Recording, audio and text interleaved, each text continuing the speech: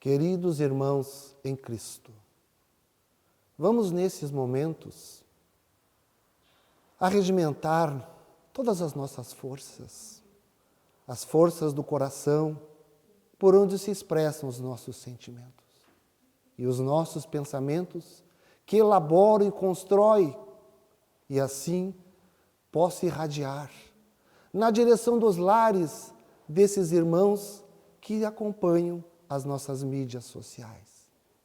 Sejam neste momento, meus queridos irmãos, os mensageiros do Mestre Jesus, esse irmão maior, esse modelo e guia da humanidade, através dos seus mensageiros, possa levar a esses lares desses queridos irmãos nossos a esperança, a paz, a confiança, a fé na justiça divina. Nesse período, porque se passa de aflição nesta pandemia, possam as forças do Mestre Jesus visitarem os hospitais, em gratidão a esses médicos, enfermeiros, profissionais da saúde, que se dedicam, muitos perdendo a sua própria vida, em defesa da vida dos seus irmãos.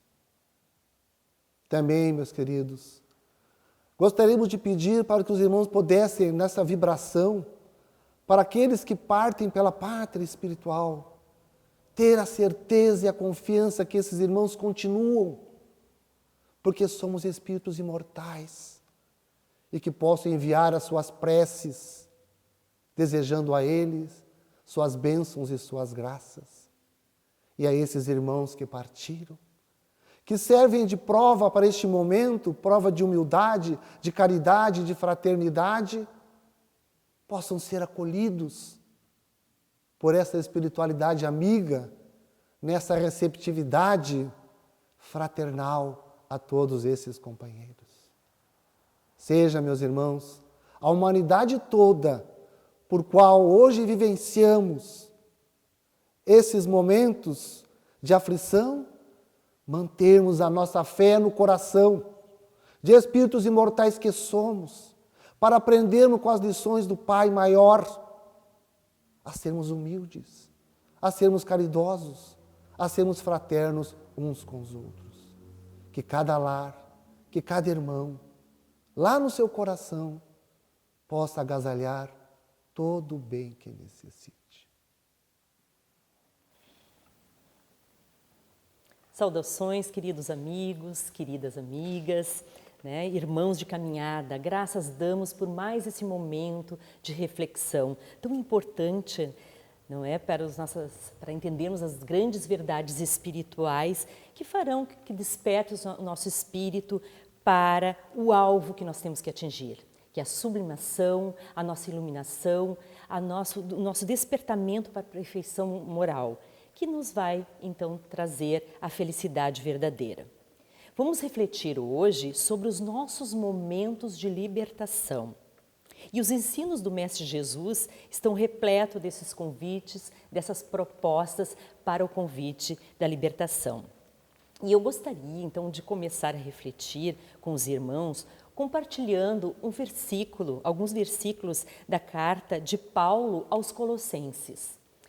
O capítulo 4, versículo 18, que Paulo diz aos habitantes de Colossos: lembrai-vos das minhas prisões. Por quê? Por que Paulo fez essa carta, esse versículo dizendo para lembrar das prisões que ele estava, que ele sofreu? Lembrai-vos das minhas prisões. Os habitantes lá estavam com dificuldades, tinham perguntas, faziam a Paulo, e ele fez essa questão de lembrai-vos das minhas prisões. E Emmanuel, no livro Pão Nosso, de Chico Xavier, ele aprofunda esse versículo, com um texto intitulado Saibamos Lembrar. Ele diz assim, que nas nossas infantilidades, nas nossas irreflexões costumeiras, nós recordamos a pena da luminosa auréola dos espíritos santificados na terra, e que nós supomos encontrá-los facilmente além do túmulo, depois da morte, a fim de receber-lhes preciosas lembranças. Não aguardamos senão o céu por meio de repouso brilhante na imensidade cósmica. Bom, toda vez, o que será que Emmanuel quis dizer e Paulo também dizendo para lembrar das suas prisões? Toda vez que nós contemplamos uma alma iluminada, com respeito, com admiração, né, nem sempre conseguimos enxergar o que ela percorreu para chegar a esse ponto de iluminação. Isso é interessante, porque quando a gente pensa, quando a gente lembra de algumas almas iluminadas, como Chico Xavier, né, como Francisco de Assis, Madre Teresa, Gandhi, o Divaldo Franco, o Paulo de Tarso, que nós estamos referindo às suas cartas, a gente lembra deles na posição de grandes figuras, na posição de missionários que eles se encontram, ou se encontravam, e se encontram ainda até hoje, mas a gente não recorda dos caminhos que eles percorreram para chegar até ali. Enquanto quantas pedradas, quantos espinhos, quantas quedas, quantas dificuldades, quantos erros cometidos. E eles conseguiram se levantar. E a gente pergunta, como conseguiram? Porque eles identificaram os seus momentos de libertação. Pensando em Paulo de Tarso, como se referimos à carta dele, era um perseguidor de Cristo. Ele encabeçava um movimento de perseguição aos cristãos. Defensor da lei mosaica, doutor da lei, fariseu, era bastante arrogante, orgulhoso, mas em Damasco ele se deslumbra. Ele encontra o carpinteiro, sem importância para ele, ressuscitado. Então tudo que ele tinha de paradigmas começa a ser reorganizado e ele percebe alguma coisa diferente. É um dos momentos de libertação de Paulo. Ele tem contato com o Evangelho de Mateus, uma parte do Evangelho de Mateus, que Ananias entrega a ele e o cura da sua cegueira, Ananias, que estava sendo perseguido pelo próprio Paulo, e começa o seu processo de transformação. Mas isso não é de um dia para o outro, leva 10 anos. 3 anos só no deserto, seguindo o conselho do seu mestre Gamaliel. Então, de perseguidor, ele passa a ser defensor de Cristo. E esses momentos de libertação têm um grande teste. Teve um grande teste para Paulo, tem um grande teste para todos nós. Primeiro, o de interiorizar. E interiorizar somente através do estudo, da leitura, da vontade, do esforço. E depois é vivenciar, ou seja, ir para o mundo é a grande consolidação daquilo que se aprende. Então, diante de tudo isso, Paulo de Tarso, ele não se rendeu à culpa, ao desânimo, ao auto-menosprezo.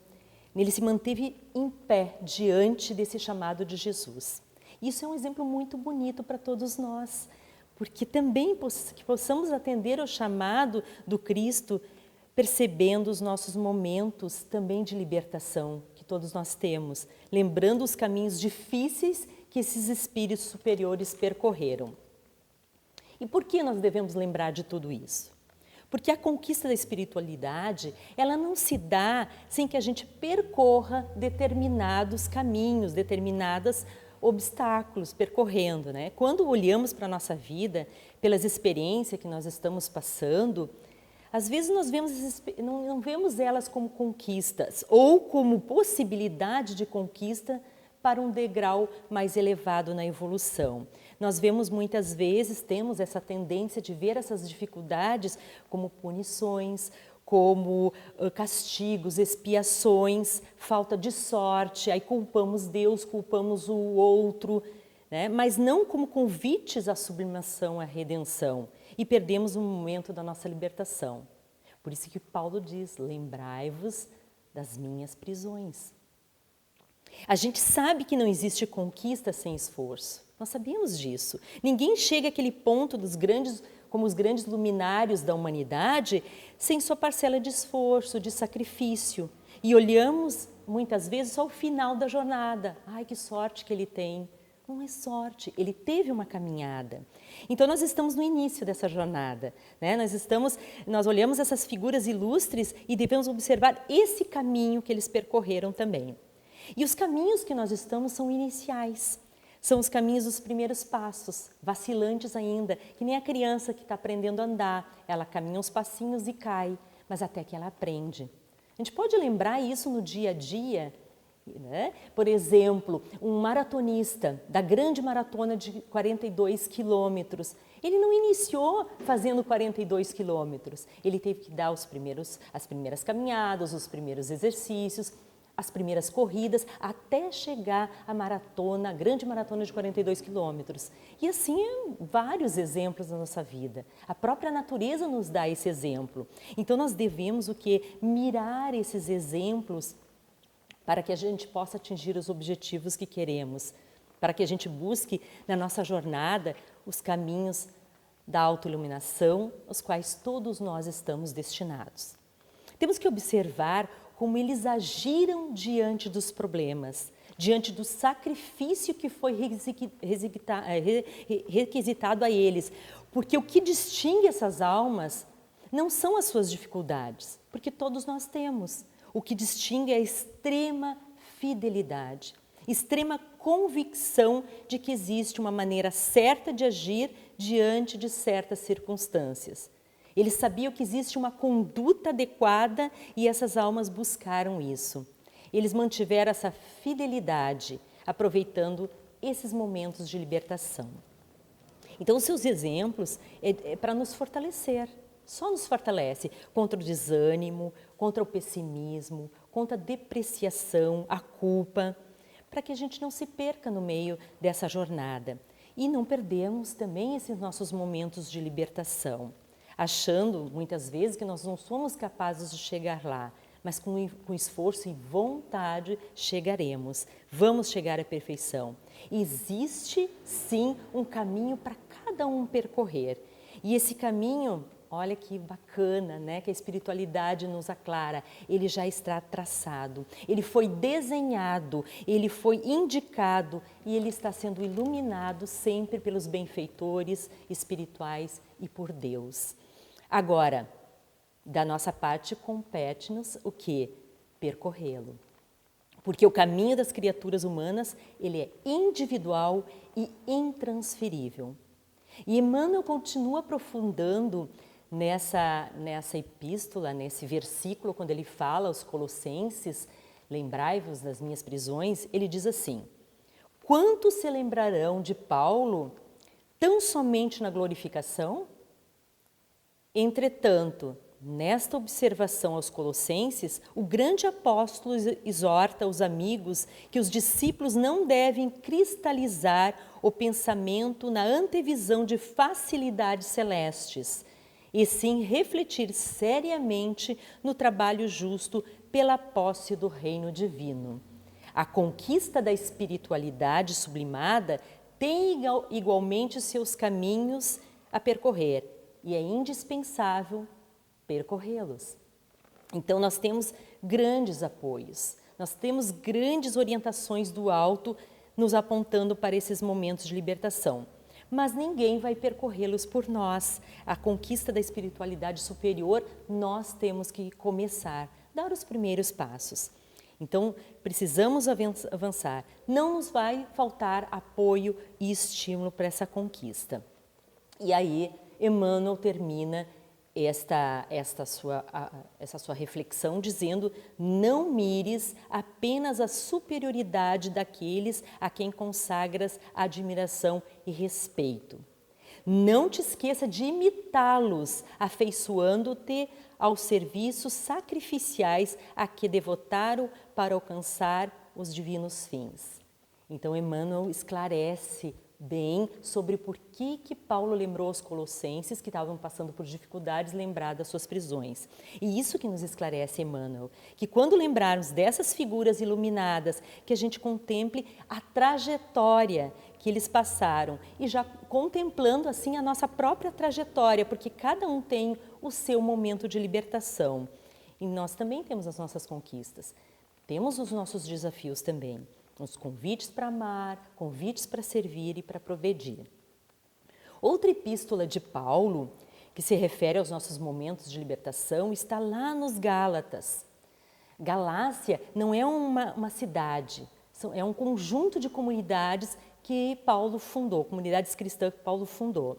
E no capítulo 5, primeiro versículo, diz assim: é para a liberdade que Cristo nos libertou.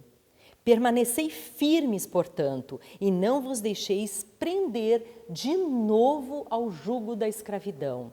Isso ele escreveu, então, para os Gálatas, para esse conjunto de comunidades na Galácia. E por que jugo da escravidão? O que ele quis dizer com jugo da escravidão? É sermos escravos das nossas paixões, das nossas imperfeições. Só que ele disse assim, de novo ao jugo da escravidão. Por que de novo? Porque às vezes a gente repete, não? São vícios que nós temos prazer nesses vícios e repetimos, mesmo sabendo que está errado. Às vezes até de uma encarnação para outra, várias encarnações com os mesmos vícios. Então não deixes prender de novo ao jugo da escravidão.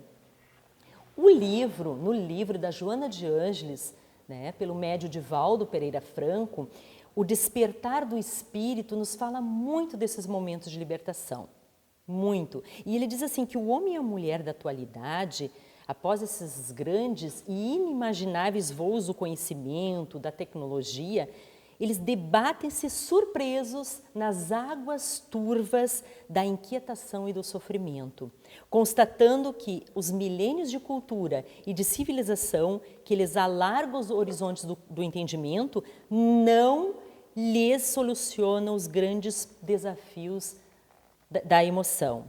Então, ele diz lá que há uma imensa defasagem entre o homo tecnológicos e o ser espiritual, que se apresenta desequipado de recursos para os grandes enfrentamentos propostos pelos mecanismos das suas próprias construções. Então, o que quer dizer? Homos tecnológicos seria esse homem material. Então, existe um abismo entre o homem material e o ser espiritual, porque muitos não sabem que são imortais, ou não dão importância para isso, não estudam, não se aprofundam pelas leis. Então existe esse abismo muito grande. E aí nós não temos como identificar esses momentos de libertação, prosseguir para esses degraus de progresso, de evolução maior. É importante então pensar como terá Jesus promovido a nossa libertação, como disse ali Paulo. Meditemos na liberdade que Cristo nos libertou, das algemas, da ignorância, da crueldade. Pensando em Jesus, Jesus unicamente obedeceu às leis de Deus, fazendo o melhor da própria vida e do tempo que ele dispunha em benefício dos outros. Nós não enxergamos, né, nem qualquer traço de rebeldia de Jesus em momento algum. Então, pensando nisso, compreendemos que o Cristo nos ensinou o caminho da libertação de nós mesmos, das nossas atitudes. Buscar a liberdade é entender que estamos nas condições e que a divindade nos colocou, com objetivos específicos, e a nossa conduta é de não se rebelar contra as situações. Claro que não é passividade, não é comodidade, nem agressividade, mas sim é a superação das dificuldades com otimismo, tendo sempre Cristo como exemplo. Então, dever observado e cumprido mede nosso direito de agir com independência. Não existe liberdade, não existe respeito sem obrigação e desempenho. Jesus nos liberta do medo. O jugo das paixões é pesado, mas o jugo do amor é leve. E temos uma orientação que nos fala na nossa consciência. Está lá na questão do Livro dos Espíritos, onde está escritas as leis de Deus na nossa consciência. E ela é única e necessária para a nossa felicidade, diz a questão 614. Só somos infelizes quando delas nos afastamos. Então nós vamos refletir mais um versículo do Novo Testamento. Esse é muito especial. Ele é muito essencial. Ele vai aclarar sobre os nossos momentos de libertação. E esse versículo encontra-se até no romance de Emmanuel, Renúncia, de Chico Xavier também, Renúncia. Quem já leu vai lembrar. A personagem principal, Alcione, ela diz o seguinte, que a mensagem do Cristo precisa ser conhecida, meditada, sentida e vivida. Conhecida, meditada, através do estudo, sentida e vivida. E ela está na casa do seu pai, que não sabe que Alcione é sua filha. E ela está ali como empregada. E eles fazem um culto do Evangelho no lar. E ela abre o Novo Testamento, ao acaso, e o versículo que cai para ser analisado dessa fala de Alcione, depois dessa fala de Alcione, é a segunda carta a Timóteo, capítulo 2, versículo 11. É uma carta muito emocionante, porque é a última carta que Paulo escreve, porque ele já estava sentindo que ia desencarnar. Então é linda essa carta porque ela é um testamento espiritual para todos nós. E ele escreve para Timóteo, o grande colaborador dele e amigo. E ele diz que essa carta foi escrita por lágrimas, com lágrimas, molhando ali o pergaminho. E diz assim: fiel é esta palavra, se com ele morremos, com ele viveremos. Fiel esta palavra, se com ele morremos, com ele viveremos. Então Alcione vai explicar esse versículo, dizendo assim, que a assertiva de Paulo não se refere ao termo da vida corporal, que é fenômeno natural e apanágio de justos e injustos, de piedosos e ímpios, bafejado pela divina inspiração, o amigo do gentilismo aludiu, por certo, à morte da criatura velha que está dentro de nós. É a personalidade egoística e má que trazemos conosco e precisamos combater cada dia para que possamos viver em Cristo. Então, quando Alcione interpreta esse versículo na obra de Emmanuel, Renúncia, ela nos dá uma dimensão muito mais profunda, trazendo o verdadeiro sentido de morrer, o verdadeiro sentido de viver, não como fenômenos naturais, biológicos, compulsórios, porque todos nós nascemos, todos nós vamos morrer, mas o espírito é imortal. Mas ela quis se referir da luta constante com a criatura velha, que caracteriza nossos hábitos do passado, que nos escraviza. E essa sombra não deixa ver os nossos momentos de libertação. Somos escravos do egoísmo, do orgulho, da má conduta, do apego excessivo à matéria. Quando essas posturas morrem dentro de nós, nós vamos ser como aqueles que vivem em Cristo. Porque quando a gente abre espaço, destruindo o mau hábito, um bom hábito, então, ocupa esse espaço. São os nossos momentos de libertação, iniciando a construção do homem novo, quando temos como padrão Jesus a nos guiar.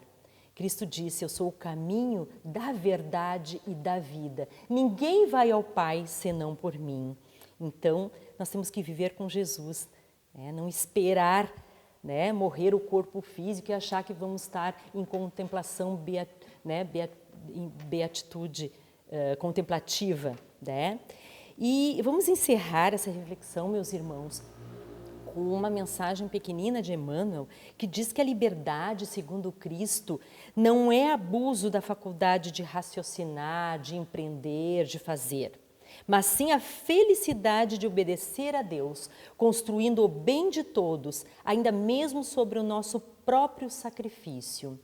Porque somente nessa base estamos, enfim, livres para atender os desígnios do Eterno Pai, sem necessidade de sofrer o escuro domínio das arrasadoras paixões que nos encadeiam o espírito por tempo indeterminado às trevas expiatórias.